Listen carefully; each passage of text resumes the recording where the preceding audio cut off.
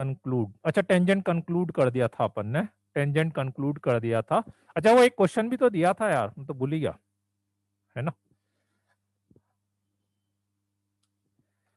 Question करा क्या, बोलो बच्चों, क्वेश्चन करा क्या। चलो क्वेश्चन क्या था, क्वेश्चन ये था कि इफ, क्वेश्चन ये था कि इफ 4l स्क्वायर,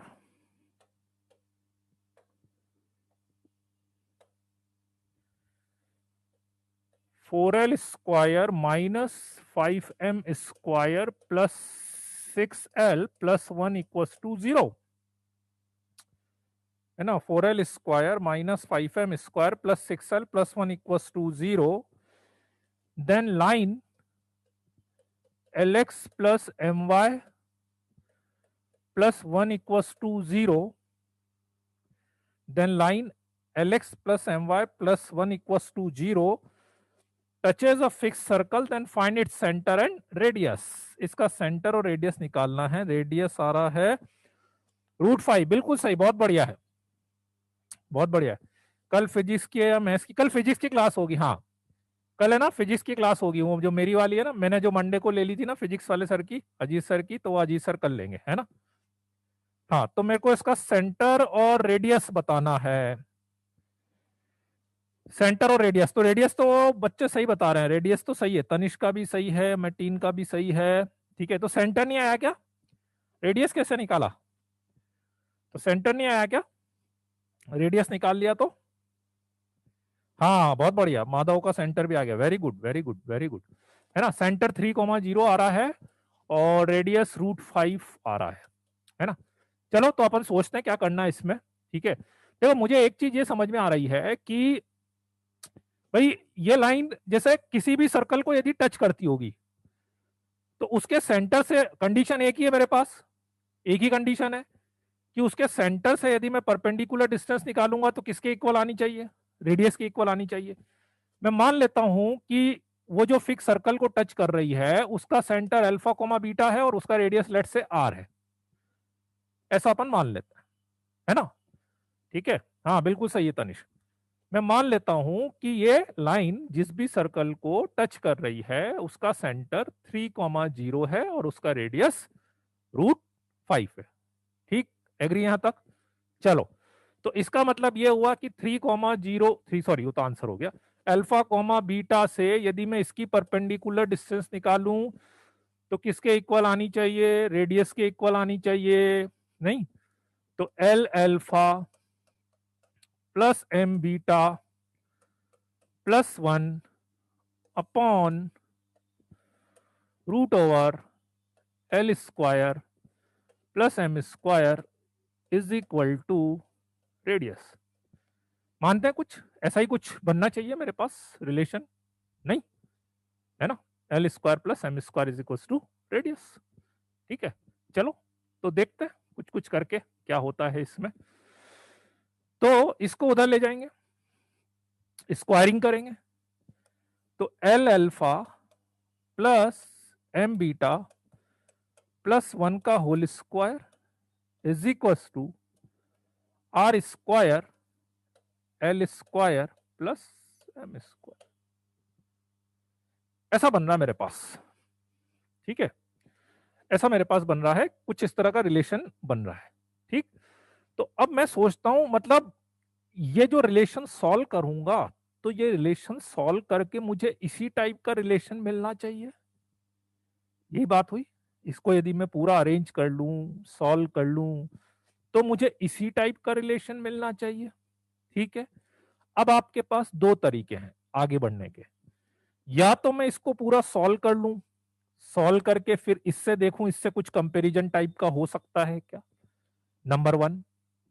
नंबर 2, दूसरा तरीका क्या है, दूसरा तरीका मेरे पास एक ये है कि मैं इस रिलेशन को इस टाइप में कुछ कन्वर्ट कर लूं, नहीं इस रिलेशन को इस टाइप में मैं कन्वर्ट कर लूं, है ना। अब एक चीज यदि आप ध्यान से सोचो एक कैलकुलेशन पार्ट यदि ध्यान से सोचो कि जब मैं इसको ओपन करूंगा, नहीं इसको यदि मैं ओपन करूंगा तो एल स्क्वायर वाली टर्म और एम स्क्वायर वाली जो टर्म आनी चाहिए वो तो पॉजिटिव ही आनी चाहिए ना।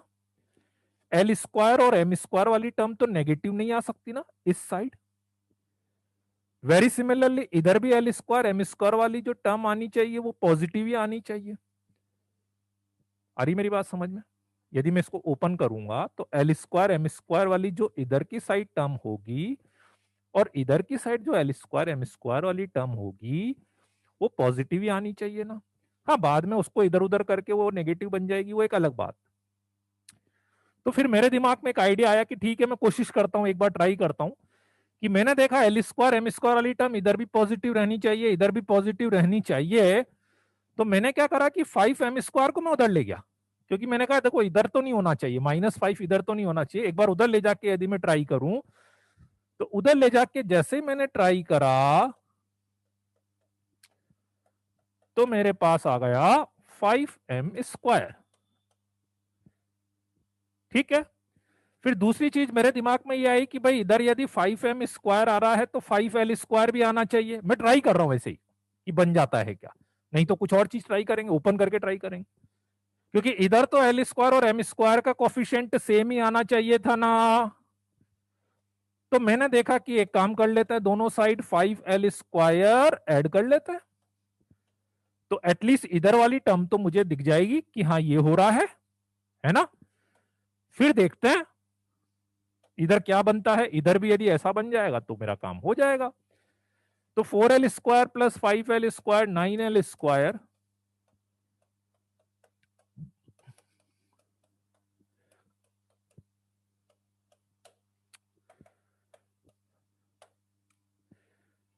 क्या बन गया, क्या बन गया ये 3l प्लस 1 का whole square is equal to 5 into l² plus m²। बिल्कुल वैसा ही बन गया जैसा अपने को चाहिए था। बन रहा है, वैसा ही बन रहा है ना। कंपेयर कर लेते हैं, इसकी जगह पे ये आ गया, r² की जगह पे 5 आ गया, सो दैट्स वाई r की वैल्यू कितनी हो गई, √5 हो गई। इधर कंपेयर करेंगे तो 1 की जगह पे 1 आ गया, अल्फा की जगह पे 3 आ गया, m वाली टर्म नहीं आई, इसका मतलब बीटा की जगह पे क्या आया होगा, 0 आया होगा। बोलो बच्चों, तो आंसर हो गया सेंटर 3,0, रेडियस √5। बोलो बच्चों, आई कि नहीं बात समझ में? ठीक है ना। थोड़ा सा डिफरेंट लॉजिक है, डिफरेंट अप्रोच तो थी क्वेश्चन की, है ना। और आते भी है बहुत सी बार, मतलब अपने को क्या, अपने पूरा अपने को बनाना अब इसमें कोई फॉर्मूला कुछ नहीं है, ये चीज है सबको पता है। इसके बाद वाला कैलकुलेशन आपको सोचना पड़ेगा क्वेश्चन में कि हाँ ऐसा अपन कर सकते हैं, है ना। ठीक है, आई बात समझ में?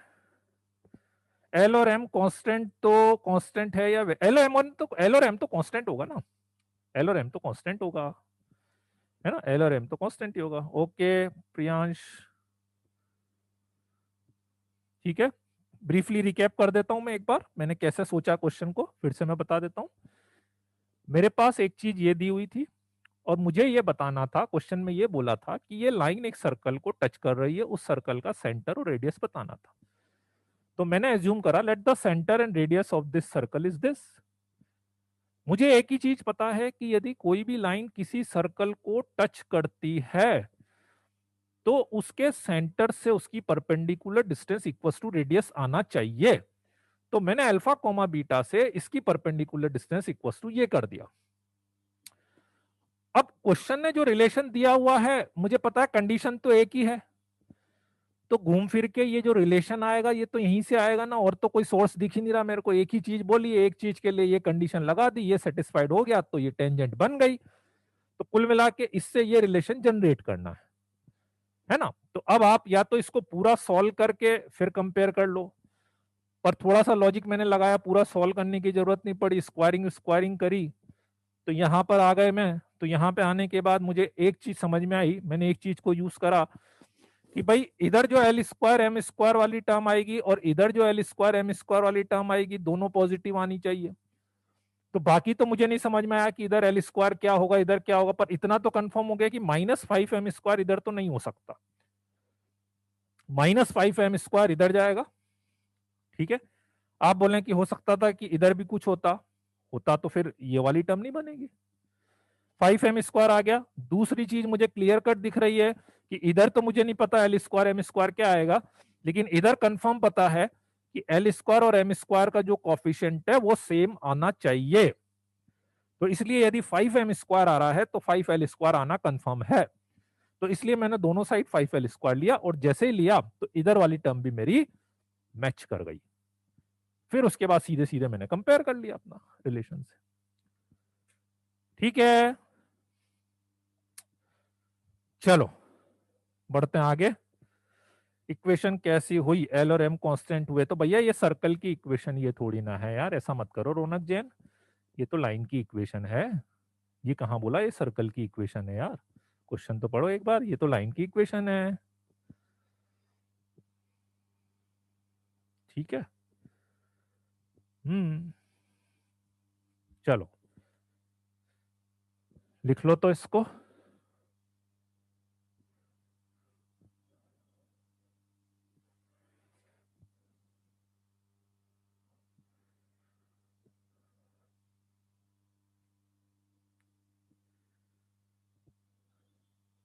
तो बताओ रौनक जैन क्या बोलना चाह रहे हो, एक बार क्वेश्चन पढ़ लो। रौनक, रौनक एक बार पूरा क्वेश्चन पढ़ो तो, एक बार क्वेश्चन पढ़ो फिर पूछना, देखें क्या पूछना चाह रहे हो आप।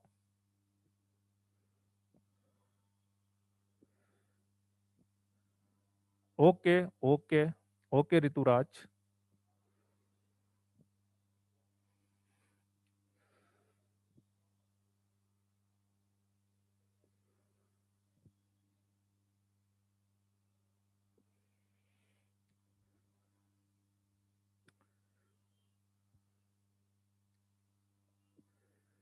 पॉइंट फॉर्म से नहीं होगा, इसमें पॉइंट फॉर्म से नहीं होगा बस।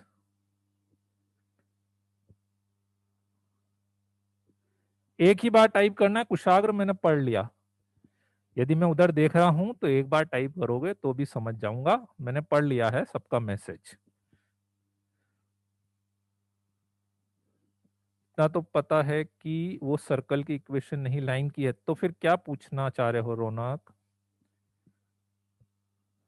नहीं, चलो लिख लिया, बढ़े आगे।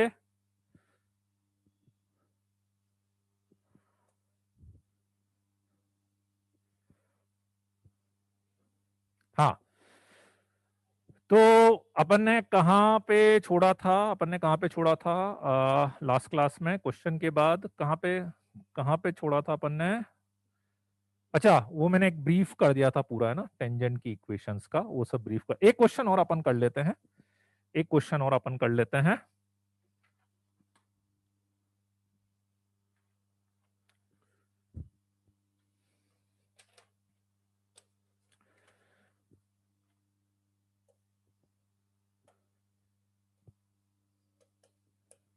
Late A B the centre of circle x square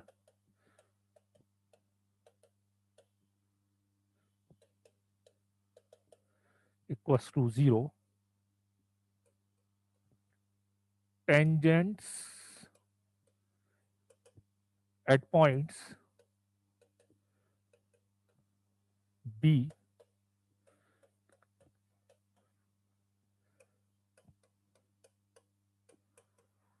-2 on circle meet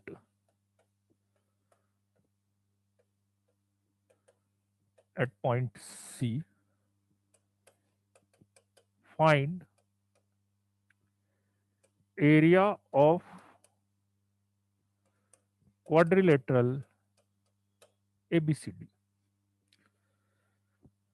find area of quadrilateral ABCD।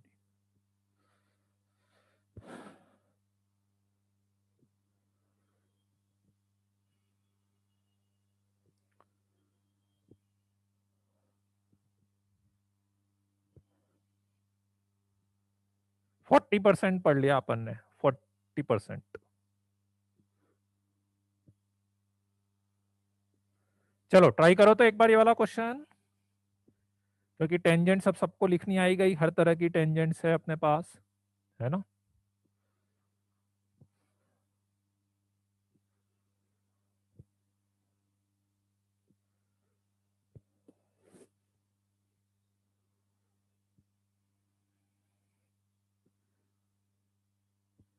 किसी ने पूछा अपन ने सर्कल का कितना परसेंट पढ़ लिया है, तो मैं बता रहा था कि 40% पढ़ लिया है अपन ने।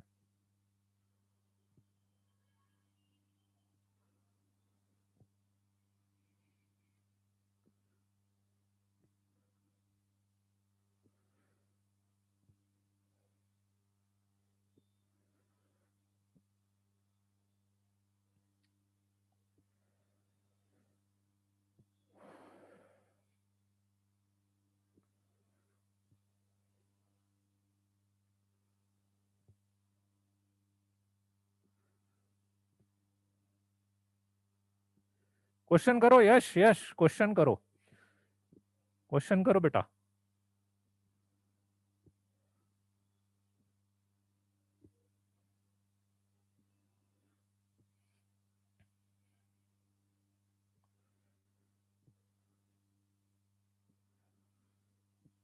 हाँ रौनक, अभी बचा हुआ है, बस अभी वही लेंगे अपन।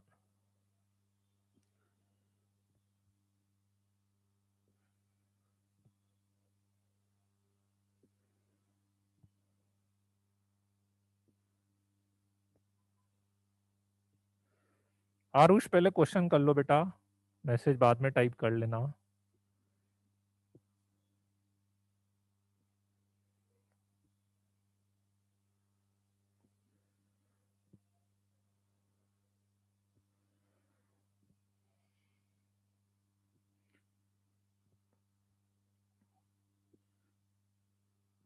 हाँ सही है आंसर, धैर्य का आंसर सही है, वेरी गुड धैर्य।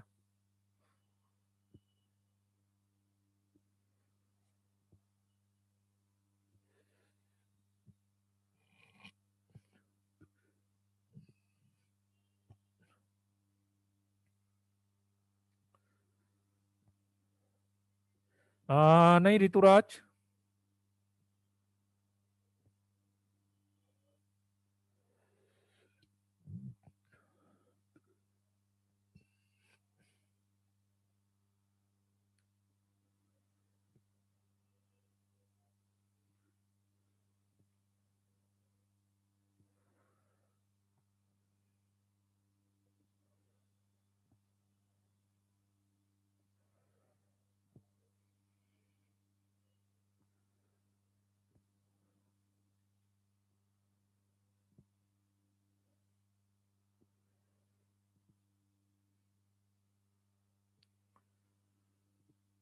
सही है। आ, यश का आंसर सही है।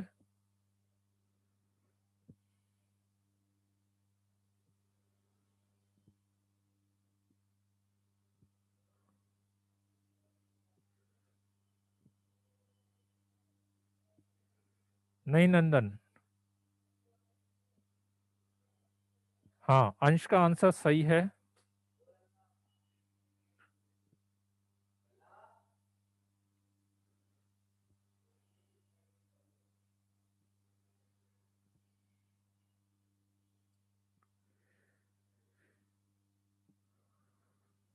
नहीं नहीं नहीं नहीं नंदन।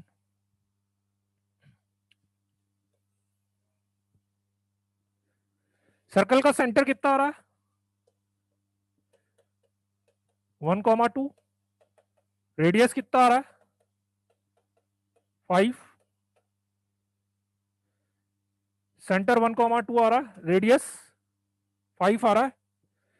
यहां से अपन एक टेंजेंट बना दें, ये पॉइंट बी मान लेते हैं 1,7 है ना, ये ए है सेंटर, और यहाँ पे सी पॉइंट डी पॉइंट मान लेते हैं 4,-2। यहां से ये टेंजेंट बना दिया, ये सी पे कट कर रही है, तो ये आपका क्वाड्रिलेटरल एरिया एबीसीडी हो गया। इसमें एक चीज तो आपको दिख ही रही होगी कि ये दोनों लेंथ इक्वल होती है ना। किसी भी सर्कल में एक्सटर्नल पॉइंट से जब टेंजेंट बनाते हैं तो टेंजेंट की लेंथ इक्वल आती है। ये दोनों लेंथ इक्वल है, रेडियस है, तो इसका मतलब ये हुआ कि यदि मैं इसको यहां से ज्वाइन कर दूंगा तो ये दोनों ट्राइंगल कॉन्ग्रेंट हो जाएंगे, दोनों रेडियस दोनों tangent common side S S S से दोनों ट्राइंगल कॉन्ग्रेंट हो जाएंगे, और दो कॉन्ग्रेंट ट्राइंगल का जो एरिया है वो सेम होता है। तो आप किसी भी एक ट्राइंगल का एरिया निकाल लो, उसको मल्टीप्लाई कर देंगे 2 से, तो एरिया आ जाएगा। रेडियस 5 है और ये राइट एंगल है ही सही। ए भी पता है, मतलब बस बी से निकल जाए, केवल बी से निकल जाए, और बी से निकालने के लिए मुझे केवल सी पॉइंट की जरूरत है, मुझे केवल सी पॉइंट की जरूरत है। ठीक है, ये 1,7 है, ये 1,2। अच्छा, एक बहुत अच्छी बात इस क्वेश्चन में ये हो रही है कि इस टेंजेंट की इक्वेशन में ओरली बता सकता हूं y = 7। इस वाली लाइन की इक्वेशन आप ओरली बता सकते हैं y = 7। ठीक है, बता सकते हो कैसे है? हाँ, 75 आंसर सही है भाई, 75 इज द करेक्ट आंसर। ठीक है, हाँ वेरी गुड, क्योंकि इन दोनों पॉइंट का एक्स कोऑर्डिनेट सेम है, तो दोनों पॉइंट का एक्स कोऑर्डिनेट सेम है, तो इसलिए मैं ये बोल सकता हूं कि इस लाइन की इक्वेशन x = 1 होगी। तो ये लाइन y एक्सिस के पैरेलल हो गई, x = 1 is the equation of line parallel to y axis. तो इसके जो परपेंडिकुलर लाइन होगी ये x एक्सिस के पैरेलल होगी, तो ये x एक्सिस के पैरेलल है, तो इसकी इक्वेशन y = कांस्टेंट, कांस्टेंट मतलब किसी पॉइंट का y कोऑर्डिनेट ले लो, तो 7 ले लेते हैं, y = 7 हो गया। आई बात समझ में? और नहीं तो फिर इसका स्लोप निकाल के उससे इसका स्लोप निकाल सकते हो, या फिर ये पॉइंट दिया हुआ है, लास्ट क्लास में पॉइंट फॉर्म लिखना बताया था, फिर से लिख के बता देता हूं, x × 1 + 7y - ½ x + 1 - ½ y + 7 - 20 = 0। इसको सॉल्व कर लेना तो ये y = 7 दे देगा। बिल्कुल ऐसे इसकी इक्वेशन निकाल ले, 4, -2 है ना, मतलब दोनों तरीके से निकल सकती है, सिंपल पॉइंट फॉर्म लगा के भी टेंजेंट की इक्वेशन निकल सकती है, इसका स्लोप से इसका स्लोप निकाल लो, पॉइंट स्लोप फॉर्म भी निकाल सकते है ना। तो अपन तो पॉइंट फॉर्म लगा लेते हैं, तो पॉइंट फॉर्म लगाएंगे तो क्या आएगा, 4x - 2y, ठीक है, -½ x + 4 - 2 y - 2, ठीक है, -20 = 0। ये समझ में आ रहा ना कैसे लिख रहा है, x(x1) y(y1) ½ x + x1 ½ y + y1, ठीक है। तो 4x - 3x आ गया, -4y -4 + 4 कैंसिल, -20 = 0। ठीक है, इसकी इक्वेशन आ गई मेरे पास, 3x - 4y -20 = 0। तो ये पॉइंट आ जाएगा, y तो 7 ही आएगा, दोनों का इंटरसेक्शन पॉइंट निकालोगे, 7 आ गया, 7 × 28 48, x = 16 आ जाएगा, 16,7। तो ये पॉइंट 16,7 आ गया। अब कोई सी भी लेंथ निकाल लो, ये या ये, तो साफ साफ ये लेंथ निकाल सकते हैं डिस्टेंस फॉर्मूले से। तो कितनी आ रही है ये लेंथ, 15 आ रही है ना, तो सीधे सीधे इसका area half base into height हो जाएगा, तो पूरे क्वाड्रिलेटरल का एरिया डबल कर देंगे तो 75 स्क्वायर यूनिट आ जाएगा। ठीक है, क्लियर है कि नहीं, बोलो, किसी को कोई डाउट है? ब्रीफली मैं रिकैप कर देता हूं, सर्कल का सेंटर 1,2 निकाल लिया, रेडियस 5 निकाल लिया, ठीक है, ये पॉइंट दिया हुआ था, ये पॉइंट दिया हुआ था, दोनों ट्राइंगल कॉन्ग्रेंट हो गए थे, तो दोनों का एरिया सेम आ रहा था, किसी भी एक ट्राइंगल का एरिया निकाल के उसका डबल कर सकते हैं। तो कैसे निकाला, इस पॉइंट पे टेंजेंट की इक्वेशन लास्ट क्लास में पॉइंट फॉर्म बताया था, X X one Y one minus half X plus X one minus half Y plus Y one minus 20 equals to 0। बिल्कुल ऐसे ही इस पे लिख लिया, दोनों टेंजेंट की इक्वेशन आ गई, दोनों का इंटरसेक्शन पॉइंट निकाल लिया, ये distance half base into height लगा दिया। ठीक है, क्लियर है?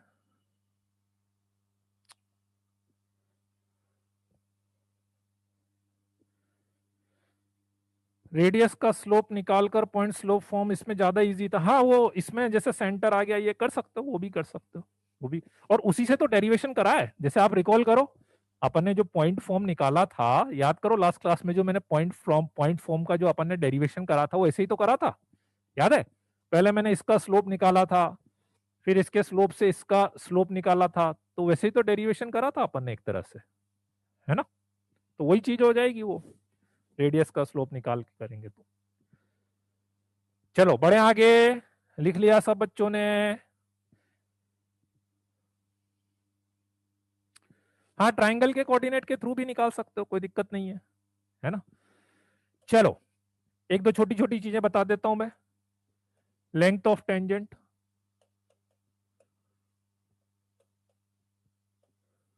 लेंथ ऑफ टेंजेंट,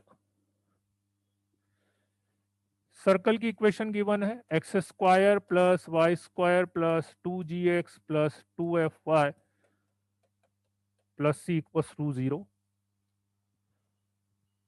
एक एक्सटर्नल पॉइंट गिवन है x1 y1, इससे अपन ने ये टेंजेंट बनाई है पी टी, इसकी लेंथ आपको निकालनी है। और ये अपने को पता है ये दो टेंजेंट बनेगी, ये सबको पता होगा कि एक्सटर्नल पॉइंट से कितनी टेंजेंट बना सकते हैं, दो टेंजेंट। तो दोनों टेंजेंट की लेंथ सेम होगी, ठीक है? तो पीटी की लेंथ निकालनी है तो सबसे अच्छा तरीका क्या है, इसका सेंटर है minus G comma minus F, इसका रेडियस है under root of G square plus F square minus C, centre है, रेडियस है, ठीक है? तो पीसी आ जाएगा डिस्टेंस फॉर्मूले से, पीसी आ जाएगा डिस्टेंस फॉर्मूले से, आ जाएगा कि नहीं? पीसी डिस्टेंस फॉर्मूले से, ठीक है? तो पाइथागोरस लगा के पीटी आ जाएगा, लगा सकते हो ना? पीटी इज इक्वल टू, बोलो बच्चों, पाइथागोरस लगाओगे तो under root of C P square minus C T square, ऐसा ही होगा, ठीक है? तो PT is equal to under root of CP square, CP square को लिख सकते हैं x1 प्लस जी का whole square y1 plus F का whole square, C T square को लिख सकते हैं G square F square plus C, G square cancel, F square भी कैंसिल, सो फाइनली मेरे पास आ रहा है x1 square y1 square 2gx1 2fy1 plus C, which is written as root S1। याद आ रहा है? लास्ट क्लास में बताया था नोटेशन रूट S1, इसको नोटेशन S1 होगा, है ना? ठीक है,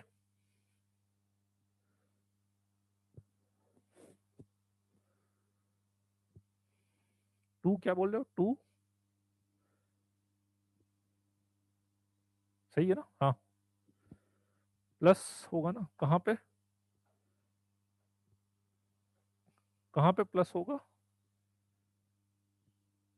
पीटी निकाला ना अपन ने, पीटी सही तो है, सही है ना? कहाँ पे प्लस होगा प्रशांत बंसल? सही है। ये पाइथो को वो लगाया ना, एक्चुअली ये हाइपोटेनियस है ना, तो आप ये निकाल रहे हो तो this square minus this square होगा ना।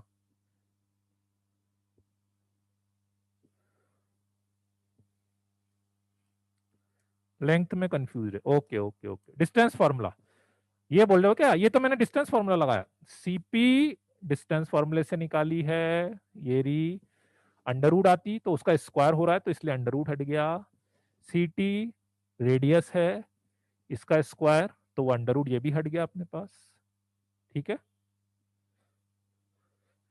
S1 तो बताया था ना, S1 नहीं बताया था क्या मैंने? S1 नहीं बताया था क्या है? बता दिया ना। देखो ऐसा मत करो यार, बच्चे सीधे ही नकार जाते हैं, नहीं बताया है। अच्छा खासा डिस्कशन करा था, पावर ऑफ पॉइंट में बताया था मैंने यार। हाँ पावर ऑफ पॉइंट बताया था। हाँ ठीक है। तो सबसे अच्छा तरीका लेंथ ऑफ टेंजेंट का फॉर्मूला याद रख, इसीलिए एक्चुअली ये अब S1 ये ना ऐसे ही काम आएंगे अब, छोटी छोटी, कि बार बार ये याद रखने की जगह सीधे सीधे S1 रूट S1। ठीक है चलो बढ़े आगे। हाँ आस्था इजी तो ठीक है, इजी बोल भी सकते हो आप। रूट में क्या लिखा है डायग्राम में, रूट में ये क्या, G square plus F square minus C, radius लिखा है ना, रेडियस, रेडियस लिखा है वो, सीटी जो है वो रेडियस हो गया अपने पास। हाँ S1 मतलब क्या है कि सर्कल की जो भी इक्वेशन आएगी उसमें एक्स वाई की जगह x1 y1 रखना है, दैट इज ठीक है। लास्ट क्वेश्चन में x16 आया था, x16 आया था 16,7। चलो बढ़े आगे। इक्वेशन ऑफ नॉर्मल,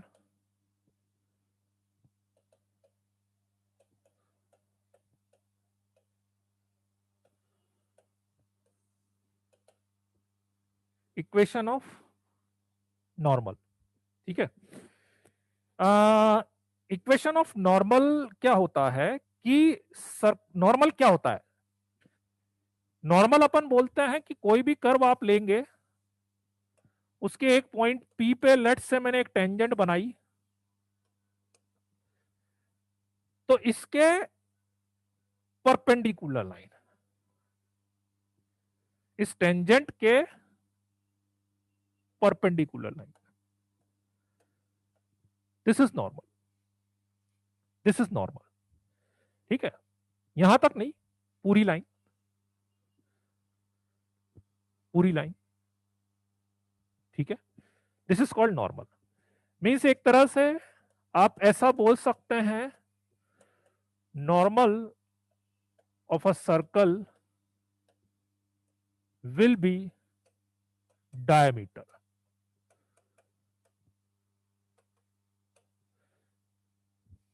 डायमीटर होगा ठीक है। और डायमीटर मतलब that will be always passes through the centre, वो हमेशा किससे पास होगा, सेंटर से पास होगा ठीक है। तो इसीलिए पूरे कोऑर्डिनेट में आप ऐसा मान सकते हो कि मतलब देखा जाए तो सर्कल ही एक ऐसी इक्वेशन है, सर्कल ही एक ऐसा कर्व है जिसमें नॉर्मल को अपन बहुत ज्यादा यूज नहीं करते।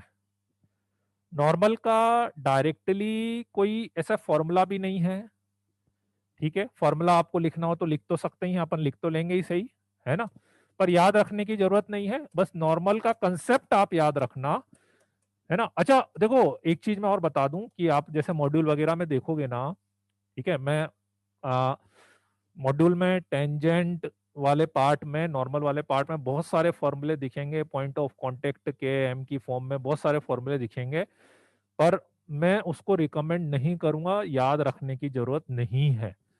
एम की फॉर्म में भी बहुत सारे फॉर्मूले लिखे हुए हैं, कहीं पर भी यूज नहीं होते हैं वो, कहीं पर भी ठीक है। किसी क्वेश्चन में आ गया या कभी सॉल्यूशन में दे दिया किसी की शीट में, आप खुद से जितना इजीली उसको निकाल सकते हो ना, फॉर्मूले में वैल्यू रखने में उतनी दिक्कत रहती है।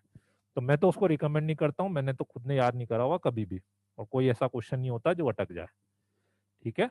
तो मतलब मैं तो रिकमेंड नहीं करूंगा उसको याद रखने की ठीक है ना। मतलब देखो सर्कल में दिक्कत ये है, सर्कल में अपन जितना कंसेप्चुअली चलेंगे ना अपने लिए चीजें आसान होगी, नहीं तो फॉर्मूलों की तो मैं तो लिस्ट बनवा दूंगा ठीक है ना, बहुत सारे फॉर्मूले, हर चीज का फॉर्मूला बना दिया, एंगल बिटवीन टेंजेंट का फॉर्मूला बना दिया, एरिया का फॉर्मूला बना दिया, उसमें पॉइंट ऑफ कांटेक्ट का फॉर्मूला बना दिया, कहीं जरूरत नहीं पड़ती है ना।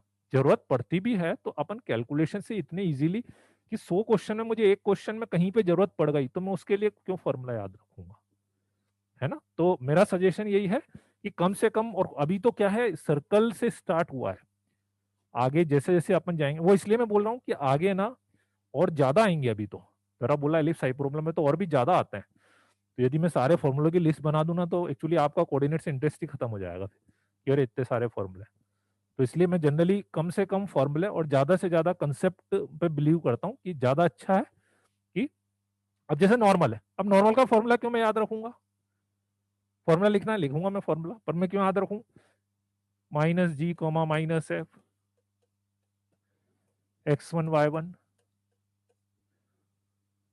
2 पॉइंट फॉर्म लगा दो।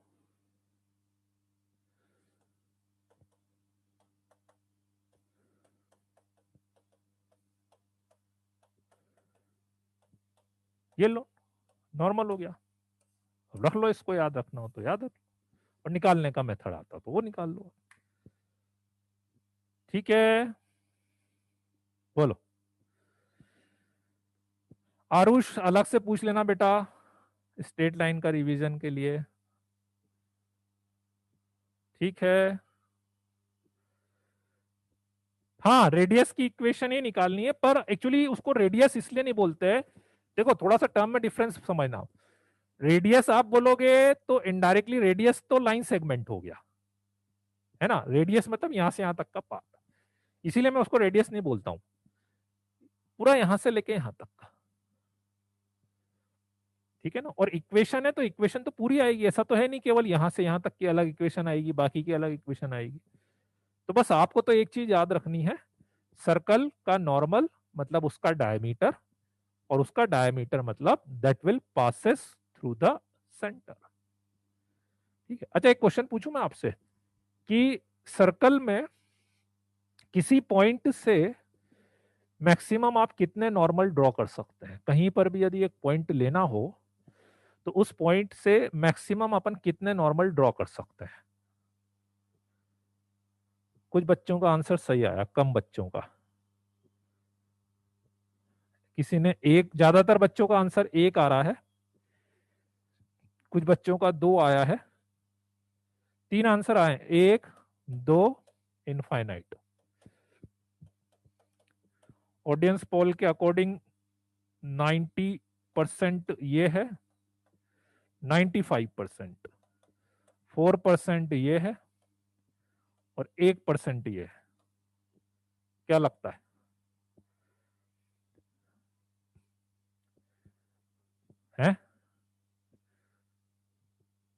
चेंज हो गया, एग्जिट पोल चेंज हो रहा है, बहुत तेजी से चेंज हो रहा है।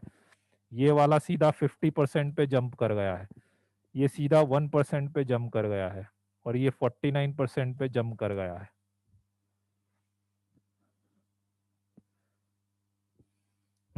इनफाइनाइट, इनफाइनाइट, इनफाइनाइट, इनफाइनाइट होगा ना। यहां से जैसे अब ये है, यहां से कितने नॉर्मल ड्रॉ कर सकते हो? सेंटर से, जैसे मैंने बोला ना किसी भी पॉइंट से, तो सेंटर से ले लो आप। सेंटर से जाने वाली हर लाइन सर्कल के लिए नॉर्मल है, सेंटर से जाने वाली हर लाइन सर्कल के लिए नॉर्मल है, तो आप इनफाइनाइट नॉर्मल ड्रॉ कर सकते हैं। ठीक है, चलो।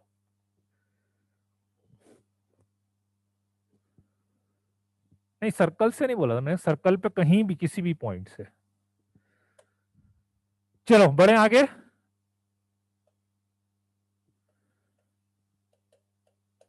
Pair of tangent,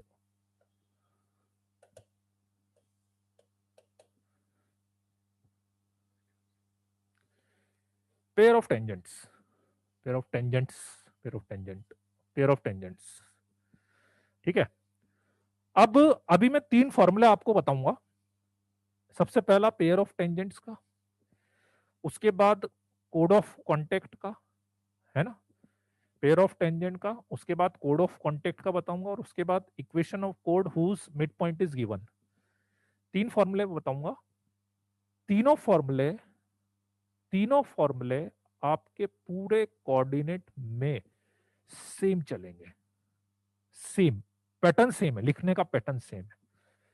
what is pair of tangent? Let's say this is centre C, ये P,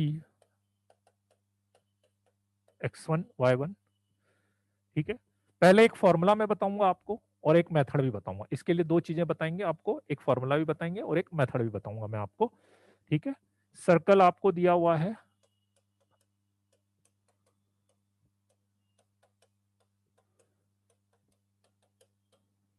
दिस। ठीक,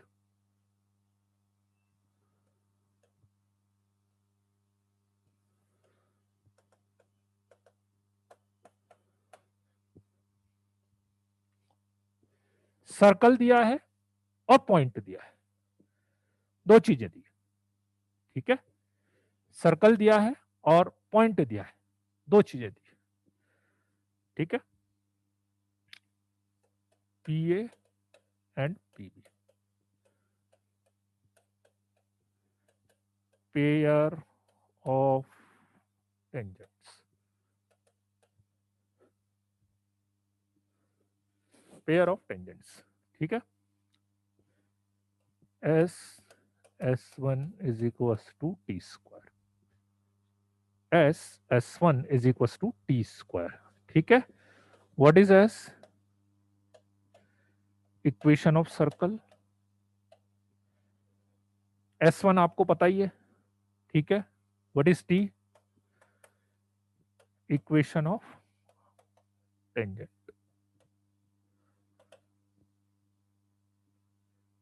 तो what is the meaning of S1 equals to t square? S means this one, this is S। सारी terms को एक तरफ ले आओ आप। S1, what is S1 means? पता ही है सबको, x1 y1 पॉइंट इसमें रख देंगे,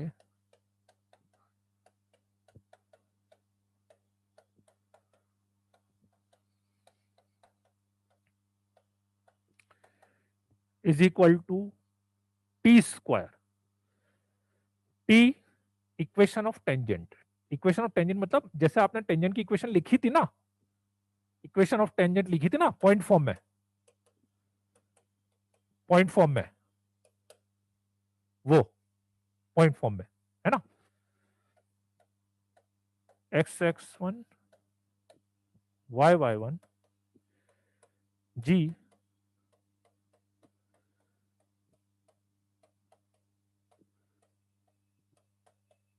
का होल स्क्वायर।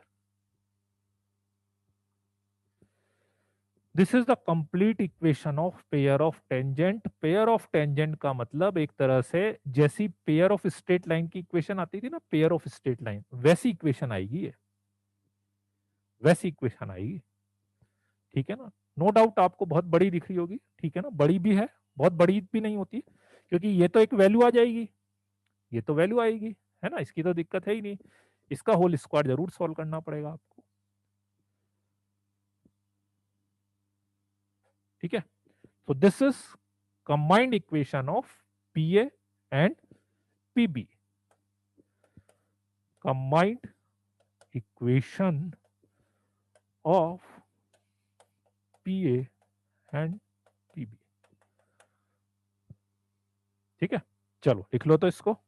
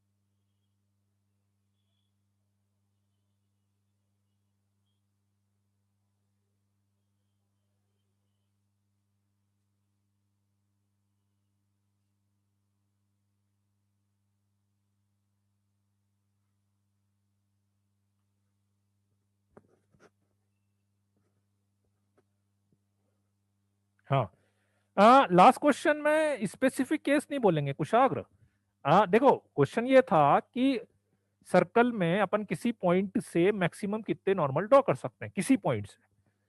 तो किसी पॉइंट से बाहर लेता तो एक नॉर्मल ड्रॉ हो रहा था, अंदर से एक हो रहा था, तो वहां से इनफाइनाइट हो रहे थे। तो वो इसलिए वो स्पेसिफिक केस नहीं बोलेंगे उसको अपन। हाँ आस्था कर सकते हो, आस्था कर सकते हो। हाँ वो दिखने में जीपी टाइप का लग रहा है।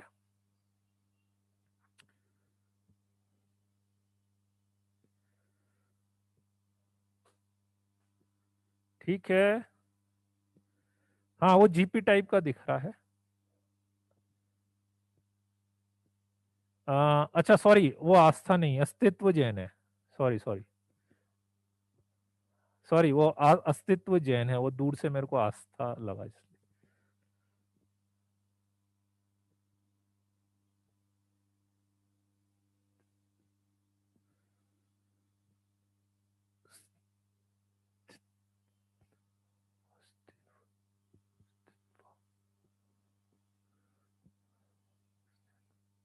ठीक है।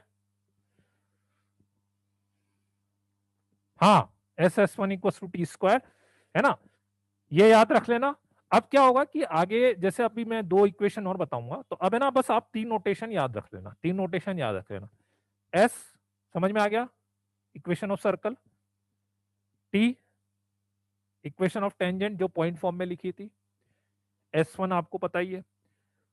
और ये जितनी भी जगह मैं S((S1) और T वाली फॉर्म लिख रहा हूं, वो पूरे कोऑर्डिनेट में सेम चलेगी, पूरे कोऑर्डिनेट में सेम चलेगी। बस डिफरेंस क्या होगा कि जैसे एस एस अपन ने यहाँ पे इक्वेशन ऑफ सर्कल बोला ना, तो पैराबोला में मैं इक्वेशन ऑफ पैराबोला बोल दूंगा, एलिप्स में मैं इक्वेशन ऑफ एलिप्स बोल दूंगा, ऐसा। पर लिखने का पैटर्न S((1)=T²। ठीक है। मान लो कि सर्कल दूसरा आ जाए, मान लो कि सर्कल दूसरा आ जाए।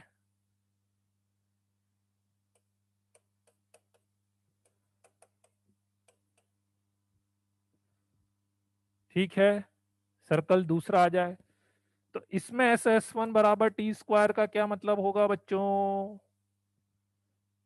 एस मतलब होगा दिस, S1 मतलब होगा, पॉइंट रखना है, S1 मतलब पॉइंट रखना है,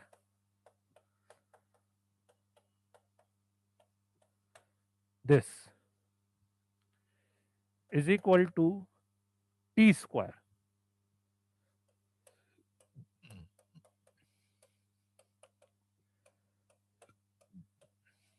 like that.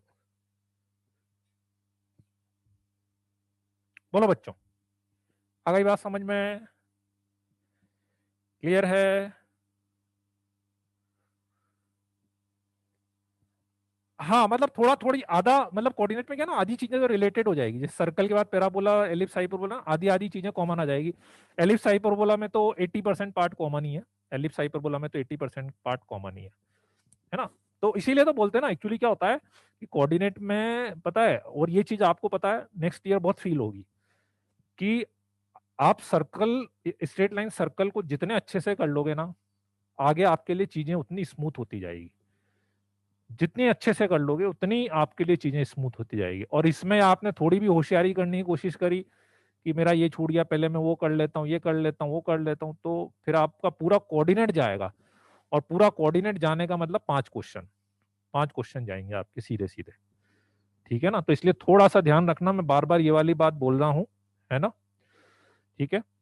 But in equation of tangent x1 y1 lie on the circle, बिल्कुल सही बात है कि अपन ने जो टेंजेंट की इक्वेशन जब लिखी थी, तो उसमें अपन ने ये जो फॉर्म लिखी थी, तब लिखी थी जब x1 y1 पॉइंट सर्कल के ऊपर लाई कर रहा था। ठीक है, एग्जैक्टली exactly. तो मैं ये बोलता हूं कि ये जो है ये एग्जैक्टली टेंजेंट की इक्वेशन नहीं है, उसको लिखने का फॉर्म है। जब भी मेरे को ऐसा एक्सप्रेशन मिलता है, तो मैं उस एक्सप्रेशन को टी बोल देता हूं। तो बेसिकली हुआ क्या कि जब अपन ने कैलकुलेशन करी ना, तो मुझे ऐसा एक्सप्रेशन मिला, तो इसलिए मैंने इसको टी लिख दिया है। ऑब्वियसली वो टेंजेंट नहीं है, आपकी बात सही है, ऐसे एक्सप्रेशन को अपन टी लिख देते हैं, है ना। ठीक है, आ गई बात समझ में, है ना। किसी बुक से करना हो, बुक टाइम हो तो बुक कर लो, टाइम नहीं है तो आप, तो मैं कह रहा हूँ ना मॉड्यूल और ये सब शीट वीट भी बहुत अच्छे से कर लोगे ना, बहुत होता है यार, कोई दिक्कत नहीं है ऐसा। ठीक है ना, चलो ये हो गया, है ना। हाँ, इस पे मैं एक एग्जांपल करा रहा हूँ, पहले मैं इसका सेकंड मेथड भी बता देता हूँ आपको, उसके बाद अपन आगे बढ़ेंगे। आ, ये इसके साथ एक ही प्रॉब्लम है इस मेथड के साथ, कि ये आपको पीए और पीबी की कंबाइंड इक्वेशन दे रहा है, अलग अलग इक्वेशन नहीं दे रहा। ठीक है, अब जो नेक्स्ट मेथड मैं बता रहा हूं वो फॉर्मूला नहीं है, वो मेथड है। ये फॉर्मूला है, वो मेथड है। उसके साथ एडवांटेज ये है कि आपको पीए और पीबी की अलग अलग इक्वेशन मिलेगी, पीए और पीबी की अलग अलग इक्वेशन मिलेगी। ठीक है, सेकंड मतलब उस पर फर्स्ट डाल लेना, पेयर ऑफ स्ट्रेट लाइन का ही ये फर्स्ट फॉर्म मान लो आप, है ना। और अब जो अपन ले रहे हैं वो पेयर ऑफ स्ट्रेट लाइन का सेकंड फॉर्म आप मान सकते हो एक तरह से। ठीक है, इसमें अपन बहुत बेसिक मेथड से चल रहे हैं, बहुत बेसिक मेथड से काम करेंगे कि लेट्स से ये सर्कल है, x1 y1 है,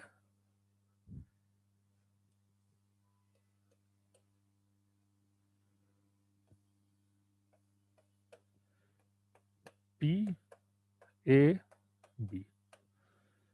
ठीक है, सर्कल कोई सा भी हो सकता है, लिख देता हूं मैं, applicable for each type of circle.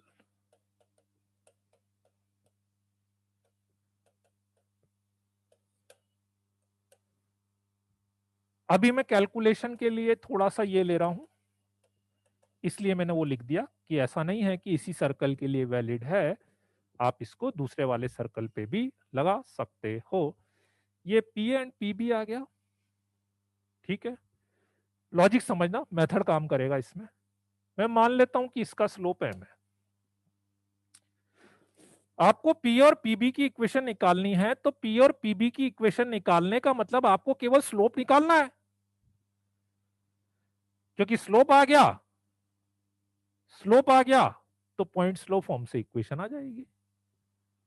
नहीं तो कैसे निकालेंगे स्लोप, मैं मान लेंगे कि let the slope is m, let the slope of pa और pb is m, so equation of pa or pb y minus y1 is equals to m x minus x1। ठीक है,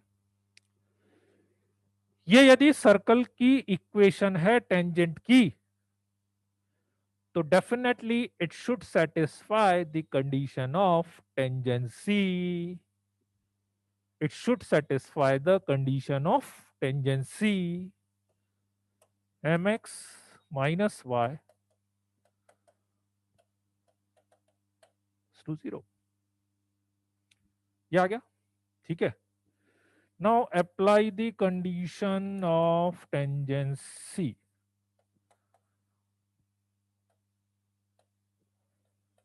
condition of tangency, what is condition of tangency, perpendicular distance from center equals to radius, apply condition of tangency। ठीक है, 0,0 से इस पे perpendicular distance निकालेंगे तो किसके इक्वल आना चाहिए, रेडियस के इक्वल आना चाहिए, 0 0 m into 0 minus 0 this upon root over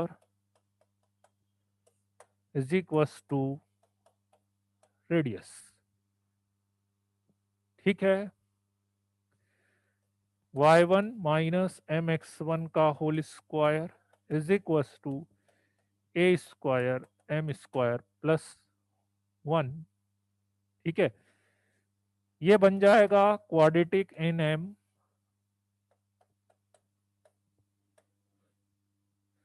ये बन जाएगा क्वाड्रेटिक इन एम, ठीक है। Solve and get M1 and M2।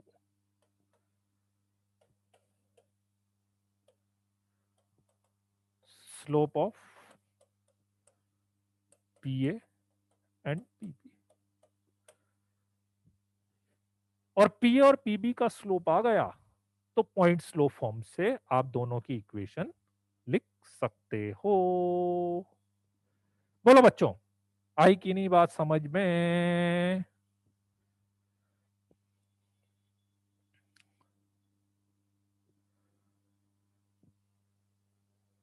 आ गई, ठीक है, बहुत बढ़िया। अगर दो टेंजेंट की इक्वेशन आ गई एंड मुझे पेयर चाहिए तो मैं डायरेक्टली उनको मल्टीप्लाई भी कर सकता हूं ना? हाँ बिल्कुल कर सकते हो दक्ष, है ना। डायरेक्टली आप अलग अलग, जैसे इसमें यही होगा, इसमें आपको दोनों की अलग अलग इक्वेशन आएगी। पेयर बनाना, अलग अलग से पेयर बनाना तो बहुत आसान है, उसको मल्टीप्लाई कर देना, पेयर बन जाएगा, वो तो कोई दिक्कत ही नहीं है अपने पास, है ना। आ गई बात समझ में? फिर से रिपीट कर देता हूं मैं, ध्यान से समझ लेना। मेथड है पूरा ये, मेथड अभी मैं क्वेश्चन पे करके दिखाऊंगा आपको, ठीक है। पहला चीज, applicable for each type of circle, अभी मैंने कैलकुलेशन इससे करके दिखाई है। आपके पास दूसरा वाला सर्कल आ जाएगा जिसका सेंटर -G, -F है, तो वो भी हो जाएगा, कोई दिक्कत नहीं है, ठीक है।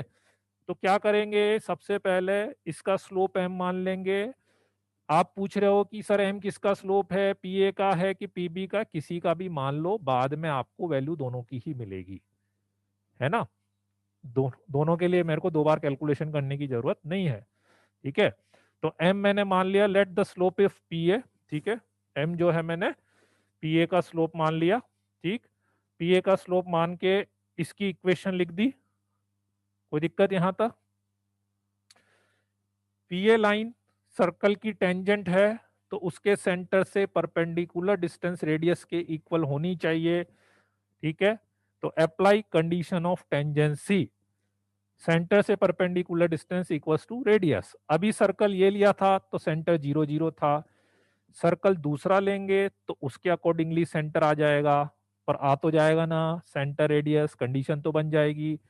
इसको आप सॉल्व करेंगे तो आपके पास m की क्वाड्रेटिक इक्वेशन बनेगी, जो आपको m की दो वैल्यू दे देगी। दो वैल्यू मतलब एक पीए का स्लोप होगा और एक पीबी का स्लोप होगा। बोलो बच्चों, ये पेयर ऑफ टेंजेंट का मतलब नहीं समझ आया? पेयर ऑफ टेंजेंट का मतलब नहीं समझ में आया? पेयर का मतलब क्या होता है? अट जाओ, पेयर किसको बोलते हो? पेयर का मतलब क्या होता है? दो होता है, बहुत बढ़िया, पेयर का मतलब दो होता है। टेंजेंट किसको बोलते हैं? टेंजेंट किसको बोलते हैं? जो लाइन सर्कल को टच करे, ठीक है। मींस इस टॉपिक में हम क्या कर रहे हैं बेटा? इस टॉपिक में हम पेयर ऑफ टेंजेंट की इक्वेशन निकाल रहे हैं यार, पेयर ऑफ टेंजेंट की इक्वेशन निकाल रहे हैं। पेयर ऑफ टेंजेंट लिखा है उसकी इक्वेशन निकाल रहे हैं। देखो मैंने क्या करा था, ये फॉर्मूला लिखा था, किसका लिखा था? पेयर ऑफ टेंजेंट की इक्वेशन निकालने का। फिर मैंने इसमें क्या निकाला? स्लोप निकाला। दो स्लोप निकाले, किसके निकाले? पेयर ऑफ टेंजेंट के स्लोप निकाले हैं। बोलो। हाँ, ये अच्छा क्वेश्चन है, इमेजनरी आ सकता है क्या? जैसे किसी बच्चे ने ये क्वेश्चन पूछा है कि सर जैसे क्वाड्रेटिक आ रहा है, तो इज इट गारंटीड कि क्वाड्रेटिक से हमेशा दो वैल्यू अपने को मिलेगी ही मिलेगी, m1 और m2? है ना, बिल्कुल सही बात है। एक्चुअली क्या है, जो कोऑर्डिनेट में बहुत सारी चीजें ऐसी है कि आप जब करोगे ना, तो करने के बाद रिजल्ट आपको अपने आप दिख जाएगा। फॉर एग्जाम्पल, जैसे मैं अभी इसी केस की बात बताता हूं कि आप सेम कैलकुलेशन, अभी मैंने यहां पॉइंट लेके करी है ना, आप खुद करके देखना। सेम कैलकुलेशन आप एक बार इस पॉइंट को अंदर लेके करना, किसी सर्कल के अंदर लेके करना, सेम प्रोसेस, क्वाड्रेटिक तक बनेगा, पर क्वाड्रेटिक के रूट्स इमेजिनरी आ जाएंगे। क्यों आ जाएंगे? क्योंकि वहां से कोई लाइन ऐसी बन ही नहीं सकती जिसका स्लोप ऐसा एग्जिस्ट कर जाए। तो ऑटोमेटिकली जब आप पॉइंट बाहर लेके कैलकुलेशन करेंगे तो आपको दो वैल्यू मिलेगी, क्योंकि दो वैल्यू एग्जिस्ट कर रही है। सेम कैलकुलेशन आप इस पॉइंट को यहां पे लेके करोगे तो एक वैल्यू मिल जाएगी। सेम कैलकुलेशन आप इस पॉइंट को अंदर लेके करोगे तो जीरो वैल्यू मिलेगी, आपको इमेजनरी वैल्यू मिलेगी आपको। बोलो बच्चों, आई कि नहीं बात समझ में? ठीक है।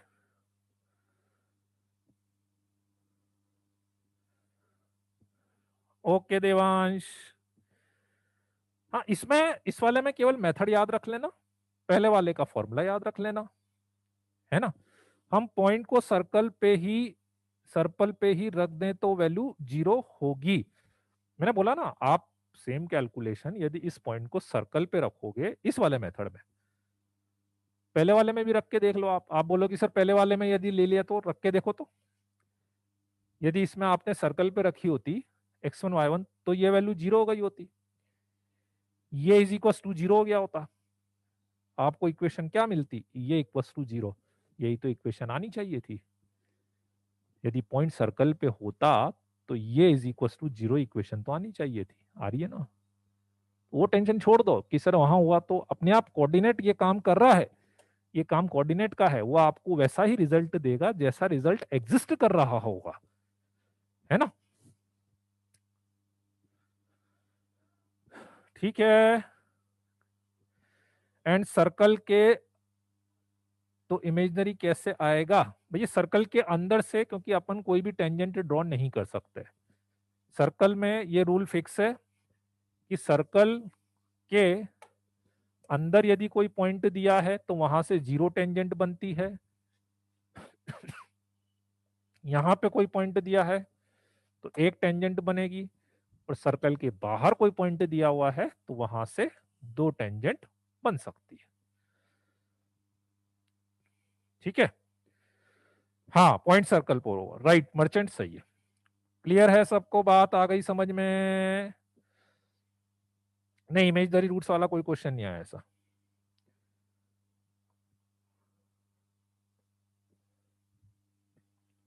अरे सर्कल ही बोल रहा हूँ यार, वो सर्कल ही बोल रहा हूँ।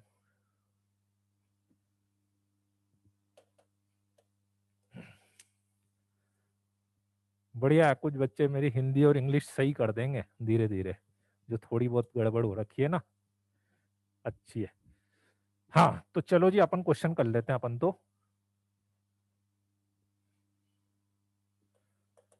Find the equation of tangents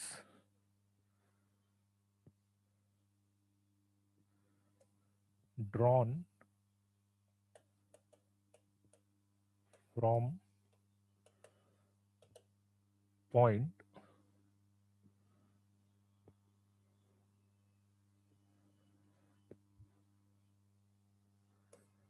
7,5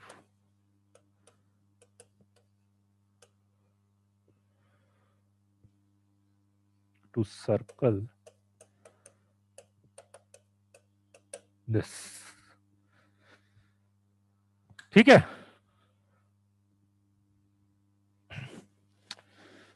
find the equation of tangents drawn from point 7,5 to circle x square plus Y square 25। दोनों मेथड से मैं करा रहा हूं, ध्यान से एक बार दोनों मेथड समझ लेना। फर्स्ट मेथड में सीधा सीधा मुझे फॉर्मूला लगाना रहता है, एस एस वन बराबर टी स्क्वायर। एस मतलब हो गया सर्कल की इक्वेशन लिखनी है आपको बिल्कुल as it is. S one मतलब ये हो गया, अभी मैंने चेक नहीं करा कि पॉइंट बाहर है क्या, मैंने मान लिया कि क्वेश्चन ने बोला है तो बाहर ही होगा, ठीक है ना, राइट। 7,5 इसमें रख देंगे तो 49 प्लस 25 माइनस 25, ये S1 हो गया, इज इक्वल टू टी होगा 7x प्लस 5y माइनस 25 का होल स्क्वायर, है ना। ये आपका S1 हो गया, ठीक है।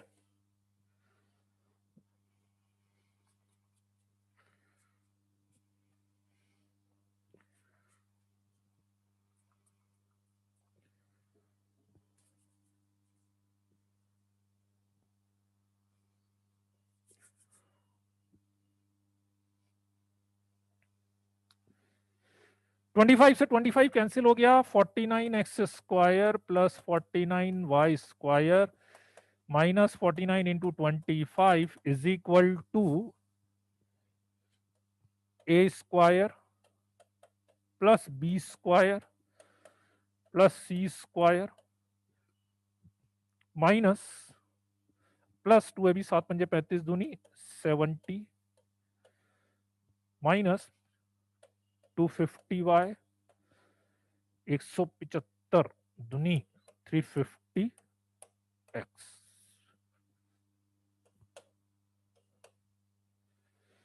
इधर लाएंगे तो 24y स्क्वायर कोइंसिडेंटली कैंसिल हो गया वो, है ना। 24x square y square 70xy 350x 250y, ठीक है, minus 49 into 25 minus 625 equals to 0।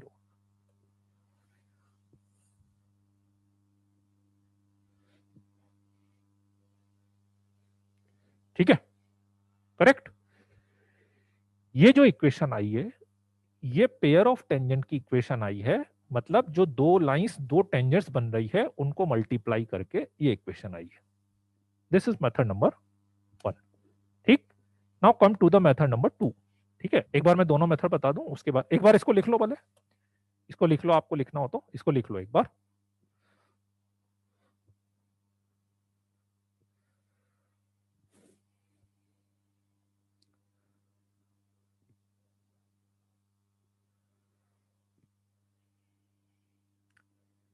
हाथ से क्या किया, कब, प्रियांश? अच्छा, वो मैं कुछ कैलकुलेशन सेट कर रहा था एक्चुअली।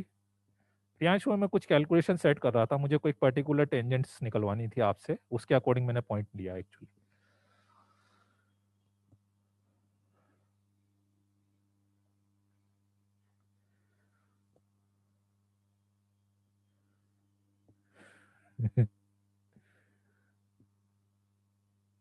बहुत बढ़िया, वेरी गुड। अस्ति अस्तित्व, अस्तित्व।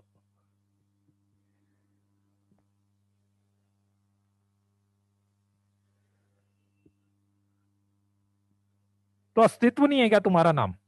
अस्तित्व गलत है क्या? अस्तित्व, अस्तित्व जैन नहीं, वो तो आस्था तो ठीक है। अस्तित्व, एक बच्चा अस्तित्व जैन भी है, तो उस वो बोला अस्तित्व नहीं है, तो अस्तित्व गलत बोल रहा हूं क्या मैं? स्पेलिंग से तो अस्तित्व। तनिष्क, तनिष्क तो ज्वेलरी का शोरूम है, तनिष्क तो ज्वेलरी का शोरूम होता है ना। चलो, मेथड नंबर 2। मेथड नंबर 2 क्या बताया था आपको? सर्कल है x square plus Y square is equal to 25।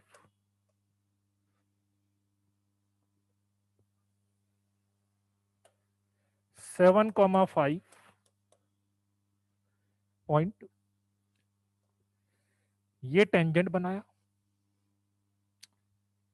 इसका स्लोप m मान लिया, इसकी इक्वेशन लिख दी y minus 5 is equal to m x minus 7, m x minus y plus 5 minus 7m equal to 0। बोलो, यहां तक किसी को कोई डाउट है?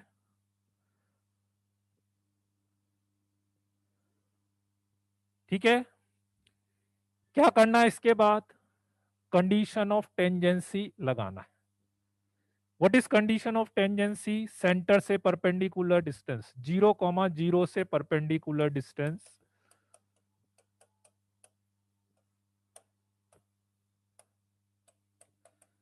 Is equal to radius. बोलो बच्चों, इस स्टेप में किसी को डाउट है? तानिष्क, अच्छा तनिष्क, हाँ ठीक। यहां तक सबको बात समझ में आ गई, है ना। अब यही पॉइंट मैंने बताया था कि इसके बाद क्या होगा कि आपके पास m की क्वाड्रेटिक इक्वेशन बनेगी, और वो आपको ऑटोमेटिकली m की 2 वैल्यू देगी, which is the slope of this tangent and this second tangent.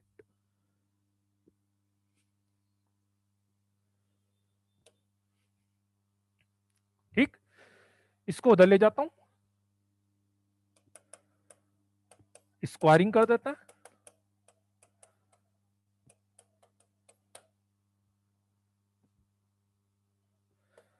(49m square), this 25m square plus 25, ये 25 से 25 कैंसिल हो गया।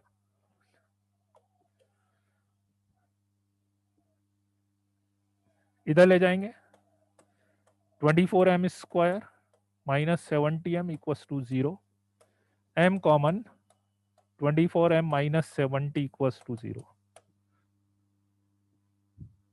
ठीक है, m equals to 0 and m equals to 70 by 24, that is 35 by 12। ठीक है, m की वैल्यू उसमें रख देना। तो फाइनली मेरे पास दोनों टेंजेंट की इक्वेशन आएगी, y माइनस 7 इक्वल्स टू 0, एक में तो m 0 आ गया था, और y minus 7 is equals to 35 by 12 into x minus 5। दोनों को मल्टीप्लाई कर देंगे तो अपनी पहला वाला केस आ जाएगा। बोलो बच्चों, आई कि नहीं दोनों मेथड समझ में? किसी को कोई डाउट है दोनों मेथड में? y माइनस 5 होगा क्या? ओ सॉरी, y माइनस 5 है।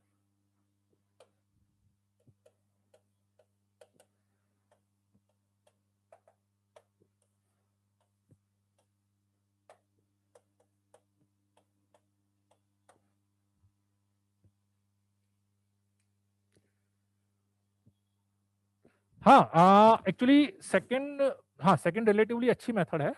सेकंड में बहुत सारी चीजें अपने को और भी पता लगती है, तो अपन यूज भी जनरली सेकंड को ही करेंगे। जनरली अपन सेकंड को ही उसमें यूज करेंगे, सेकंड को ही, है ना।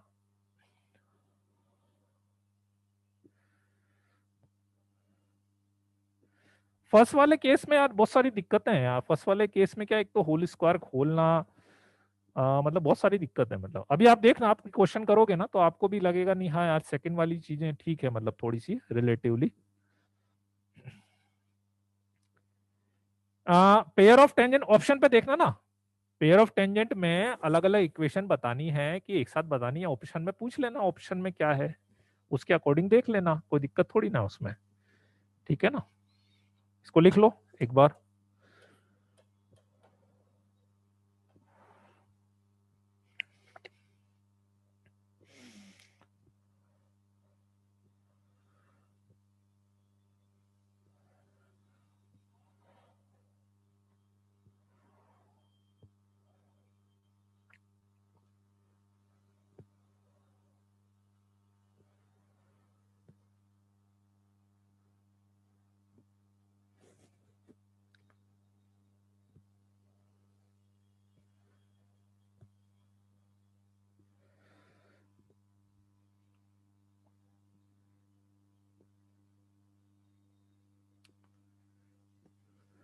ऑफलाइन क्लासेस के रिगार्डिंग कहाँ यार, ऑफलाइन कैसे होगा यार, अभी तो वापस से सेकंड वेव थर्ड वेव चालू हो रही है, ये तो वेव पे वेव आए जा रही है। बताओ, तुम खुलने की बात कर रहे हो हैं? हाँ यार, वेव पे वेव आई जा रही है यहाँ तो, सर्कुलर वेव, जाने कौन कौन सी वेव आ गई है, सेकंड थर्ड।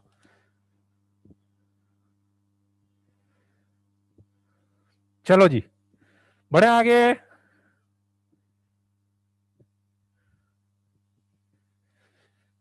तो इसका जो ये सेकंड वाला मेथड है ना, इसका मैं एक एडवांटेज और बताता हूँ आपको। सेकंड वाले मेथड का एक एडवांटेज और बताता हूँ, मतलब वो फर्स्ट से भी हो जाएगी, वो सारी चीजें जितनी अपन सेकंड से करेंगे ना फर्स्ट से भी हो जाएगी, पर ठीक है सेकंड रिलेटिवली इजी लगता है। एंगल बिटवीन टेंजेंट्स आपको निकालना हो, एक क्वेश्चन में दे देता हूँ, 1 मिनट, उससे पहले एक क्वेश्चन में आपको दे देता हूँ पहले, है ना, एक क्वेश्चन में आपको देता हूँ। Find the pair of tangent equation of, find the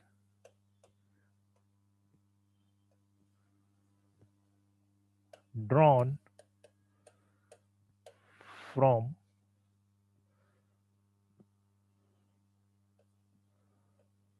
3,6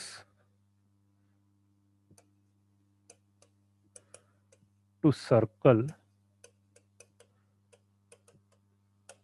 x square plus Y square is equal to 9। ठीक है, आपको दोनों की इक्वेशन अलग अलग निकालनी है, दोनों की इक्वेशन अलग अलग निकालनी है। ठीक है, नहीं निखिल देखो, ऐसा इतना भी नहीं है यार, थोड़ी सी पॉजिटिविटी रखो। ठीक है ना, 11 दिसंबर से यूएसए में वो वैक्सीन लगना चालू हो रही है, तो जब 11 दिसंबर से यूएसए में हो रही है तो कुछ कुछ इंडिया में भी आएगी, ऐसा नहीं है यार, है ना, बहुत तेजी से लोग काम कर रहे हैं।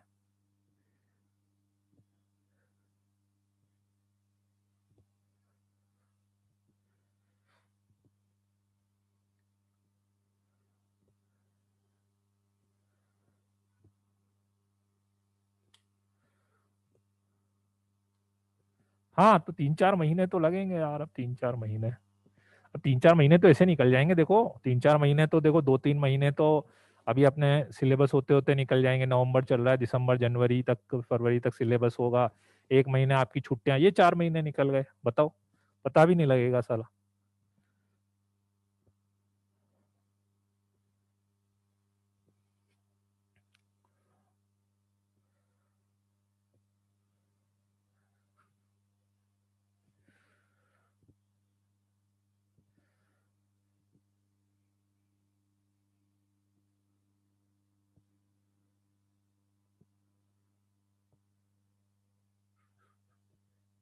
वेरी गुड तनिष्क, तनिष्क ने अच्छा स्टेटमेंट दिया है।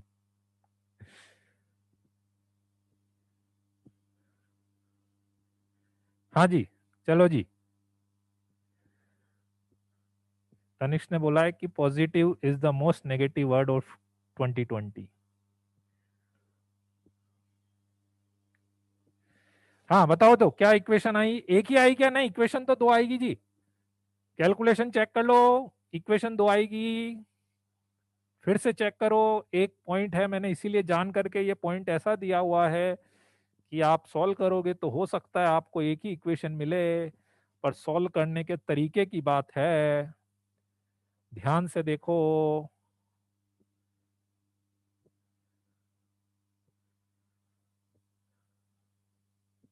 हाँ देवेश, एक पॉइंट मैंने बताया था, एक अपन ने स्ट्रेट लाइन वगैरह में भी क्वेश्चंस करे थे ना, तब भी है ना, मैंने ये पॉइंट बोला था कि सर्कल में ये दिक्कत आएगी आपको, इक्वेशन सॉल्व करोगे तो सोचो सोचो, दो आएगी, दो इक्वेशन आएगी, मेथड बिल्कुल वही है, केवल एक स्टेप को फिर से क्लिक करने की कोशिश करो कि एक स्टेप में आप कहाँ गलती कर रहे हो, या गलती भी नहीं बोलेंगे उसको, उसको दूसरे तरीके से सॉल्व करना है। नहीं नहीं नहीं नहीं ऋतुराज, हाँ मेरे को पता है ऋषभ, ऋषभ वही हो रहा है, बस उसी चीज को पकड़ना है कि उसको कैसे सॉल्व किया जाए, याद करो याद करो। ठीक है, और मैं एक हिंट देता हूँ, आप एक रफ डायग्राम बनाओगे ना तो उस डायग्राम से ही आपको हिंट मिल जाएगा कि अच्छा इसमें ऐसा हो रहा है तो ये ऐसे सॉल्व करना पड़ेगा। सोचो सोचो।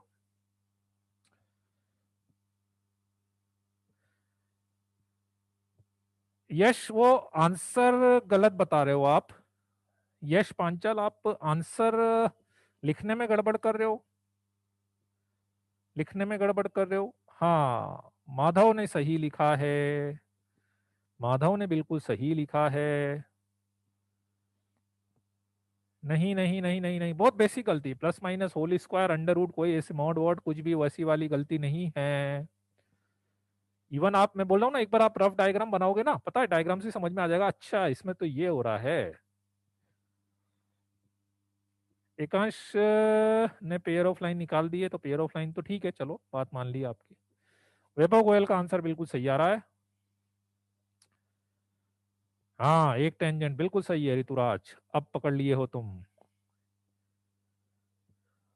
हाँ हाँ हाँ हाँ, ठीक है। आई समझ में कैलकुलेशन में क्या गड़बड़ हो रही है, या क्या आपने को करना चाहिए था। ठीक है, लेट्स से मैंने इक्वेशन लिख दी y-6, मैंने जान करके ये क्वेश्चन दिया था इसलिए, y-6 is equal to mx-3। ठीक है, mx minus y plus 6 - 3m equal to 0। Centre 0 0, तो 0 0 से यदि अपन ने परपेंडिकुलर डिस्टेंस निकाली is equal to radius, that is 3। ठीक है, यहां तक 3 कॉमन लेके हटा भी सकते हो आप चाहो तो, 3 कॉमन लेके हटा ही देते हैं अपन। 3 कॉमन लेके हटा दिया तो 2 - m का mod is equal to under root of m square plus 1। Squaring कर देते हैं दोनों साइड की,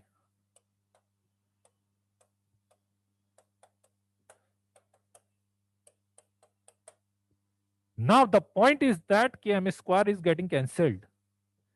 ठीक है, और किसी भी क्वाड्रेटिक इक्वेशन में यदि एक्स स्क्वायर वाली टर्म कैंसिल हो रही है, इसका मतलब ये है कि उसका one of the root is becoming infinite या नॉट डिफाइंड।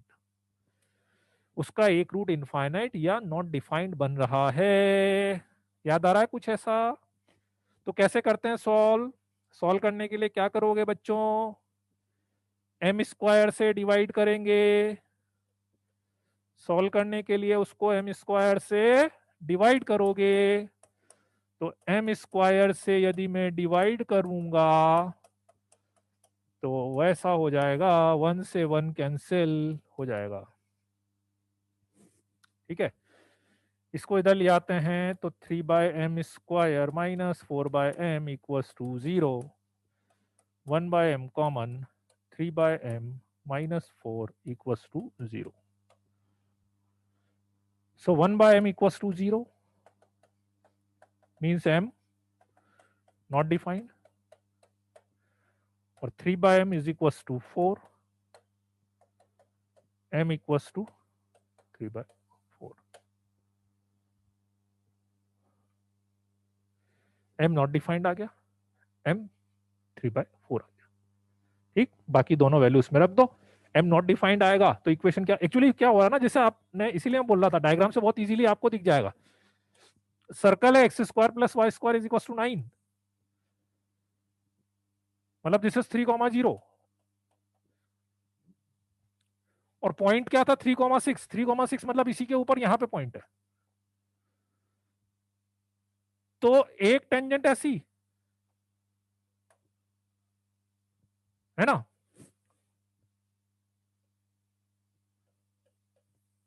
एक टेंजेंट ऐसी, तो one of the tangent is becoming parallel to y axis, that's why whose slope is not defined. तो इसलिए एक स्लोप नॉट डिफाइंड आना था, है ना, तो इसलिए उसकी कैलकुलेशन ऐसी करनी पड़ेगी। या आप एक काम और कर सकते हो, या एक तरीका मैं और बताता हूं, इतना सब कुछ करने की बजाय एम स्क्वायर से एम स्क्वायर कैंसिल हो रहा है, तो मुझे पता है कि एम की एक वैल्यू नॉट डिफाइंड हो जाएगी, मुझे पता है एम की एक वैल्यू नॉट डिफाइंड हो जाएगी। ठीक है, कैंसिल कर दो, एक वैल्यू नॉट डिफाइंड और दूसरी वैल्यू निकाल लो, वो अपने आप 3/4 आएगी। इसको इधर लेके सॉल्व करो। आई मेरी बात समझ में? एम स्क्वायर से एम स्क्वायर कैंसिल हो रहा है, कैंसिल कर दो और एक वैल्यू लिख दो नॉट डिफाइंड और दूसरी वैल्यू निकाल लो, तो दोनों स्लोप अपने पास आ जाएंगे। बोलो बच्चों, आई कि नहीं बात समझ में? क्लियर है मेथड सबको? ओके कुशाग, बढ़िया बढ़िया, चलो, है ना। हाँ, अब इसका और क्या यूज मैं कर सकता हूं? एंगल बिटवीन टेंजेंट आपको निकालना हो, एंगल बिटवीन टेंजेंट्स आपको निकालना हो, इसका एक फॉर्मूला दिया हुआ है मॉड्यूल में, बहुत बेकार सा फॉर्मूला, ठीक है। उसकी बजाय इतनी देर में मैं तो कैलकुलेशन कर लेता हूं, डिराइव भी उन्होंने ऐसे ही करा हुआ है वैसे। ये पी ए बी, ये एंगल आपको निकालना है। सर्कल की इक्वेशन दी हुई है, ये पॉइंट दिया हुआ है,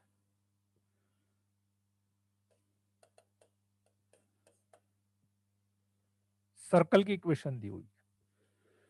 लेट्स से मैं अभी circle x square plus Y square is equal to A square ले रहा हूं, और आप सेम कैलकुलेशन दूसरे वाले सर्कल पे भी लगा सकते हो, है ना। सेम कैलकुलेशन आप दूसरे वाले सर्कल पे भी लगा सकते हो, ठीक है। कैसे? This is A,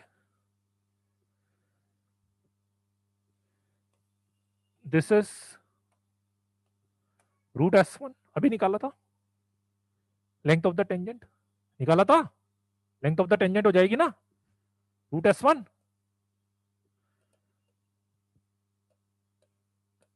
theta by to,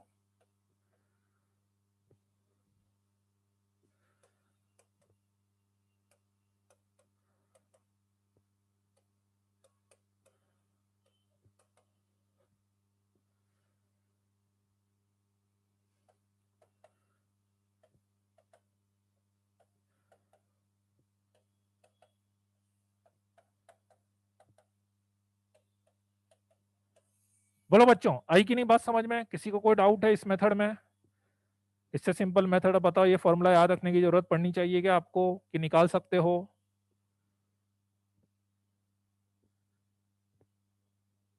है नहीं निकाल लेंगे, कितनी देर लगेगी यार निकालने में, रेडियस निकालने, रूट एस वन निकालना है, टेन थीटा परपेंडिकुलर, डबल कर दो ना उसका। Method number one, this is method number one. Come to the method number two, conceptual method, calculative method थोड़ा सा। मैं मान लेता हूं कि इसका स्लोप एम है, इसका स्लोप एम है, तो पी और पी बी की, जैसे अभी अपन ने पेयर ऑफ टेंजेंट की इक्वेशन लिखी थी, तो y minus y one is equal to m x minus x one हो जाएगी।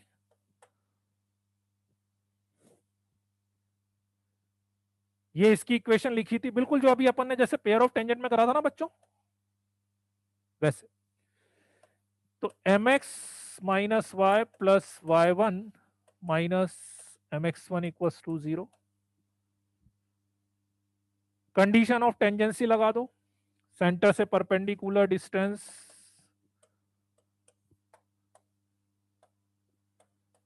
इज इक्वल टू रेडियस, ठीक है। एम में क्वाड्रेटिक बनेगी,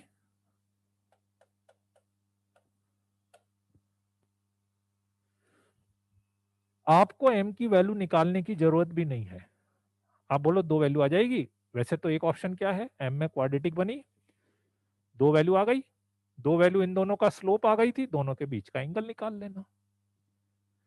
और वैसे तो उसकी जरूरत भी नहीं है, वैसे तो उसकी जरूरत भी नहीं है। आप ये कर सकते हैं कि यदि इसका क्वाड्रेटिक बन रहा है एम का, तो m one plus m two और एम वन एम टू तो निकाल ही लोगे ना। M one plus m two और एम वन एम टू तो निकाल ही लोगे ना, इसमें तो दिक्कत नहीं है। और ये निकल गया, तो बताओ बच्चों, इसमें किसी को दिक्कत आएगी क्या? फिर इसमें किसी को दिक्कत आएगी क्या?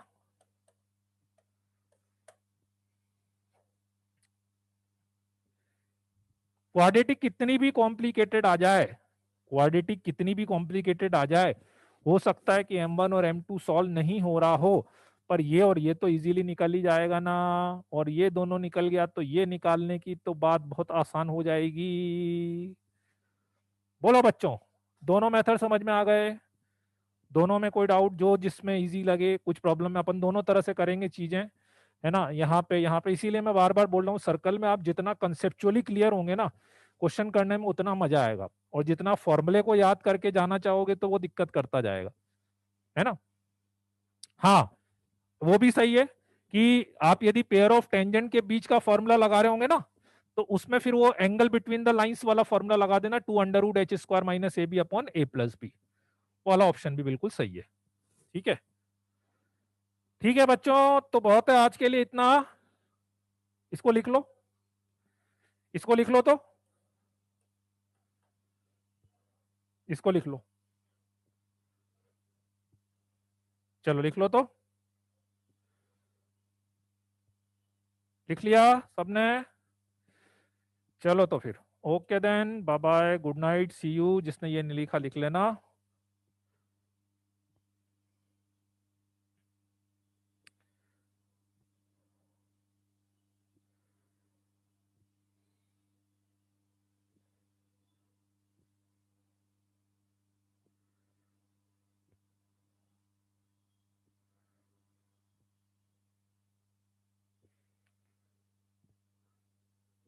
क्वाड्रेटिक में वन ही रूट आए तो उसका मतलब है कि निखिल, हाँ ऐसा बोल सकते हैं अपन। ठीक है, चलो जी। स्लाइड कौन सी देख रहे थे? सेकंड मेथड वाली कौन सी थी स्लाइड? ये वाली। एक तो सेकंड मेथड वाली स्लाइड ये रही, किसको देखनी थी? पेयर ऑफ टेंजेंट की सेकंड मेथड वाली स्लाइड।